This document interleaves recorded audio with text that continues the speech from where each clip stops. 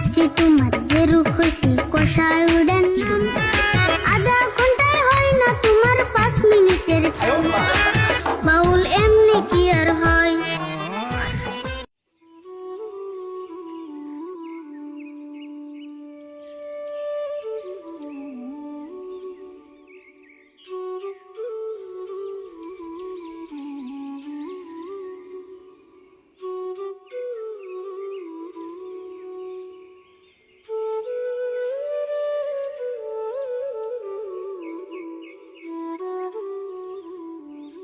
ও কাকা তুমি আরে ফুল পোশাক তুলে ভুল দিয়ে দিলে। আমি বদলাম কি অতি বদলাইলো? আমি তো নাই করছিলাম। আগের পোশাক জোড়া তো নতুন নিয়ে আসাও। তাকে কি ও জোড়া তো আমার গুরুত্ব দিছে। তুমি এক জোড়া দাও না, ফেরে কি করুন? পয়সা পাতি নাই, তাও এক জোড়া এনে দিলাম। না ভালো হয়েছে, দিলে দিলে এক পোশাক বিন থাকলে ভালো লাগে না। তাই পোশাক কত নিল? মেলা নিছে রে, ওর জোড়া আর আমার জোড়া মিলে 1500 নিছে। তোমার জোড়া মানে তুমি আমার বাউল পোশাক কিনলাকে। কি আর করুম, ওর গান শুনতে শুনতে আমি আধা পাগল হয়ে গেছি গে। না ফেরে নিয়ে এলাম এক জোড়া। আল্লাহ কি কও, চাষা বসতে যদি 10 জন বাউল হয়ে যাও তাহলে কেমন হবো? না, আমি তো আর ওর মতো পাগল হয়ে নাই, কিন্তু ওর গুরুর আদেশ মতে যদি 6 মাসের গান আমার এমবা করে শুনার লাগে তাহলে খুব একটা বাকি হতা কম না। কাকা আমি তুমি বলতে কম কম হান রাখবো, নাহলে আমারও বাউলে ভূতে ধরবো।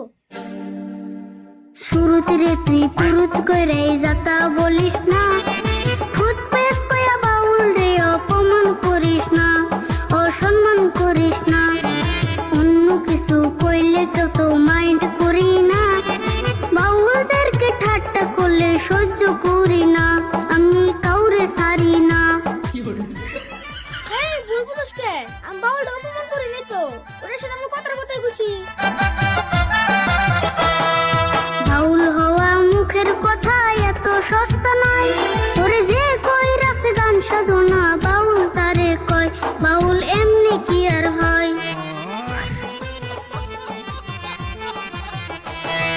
গুরুর ভজন কইরা পাইছে বাউল পরিচয়, মুখ সামলাইয়া কথা বলিস মনে রাখিস ভয়, তোর দাঁত ভাঙমু নয়।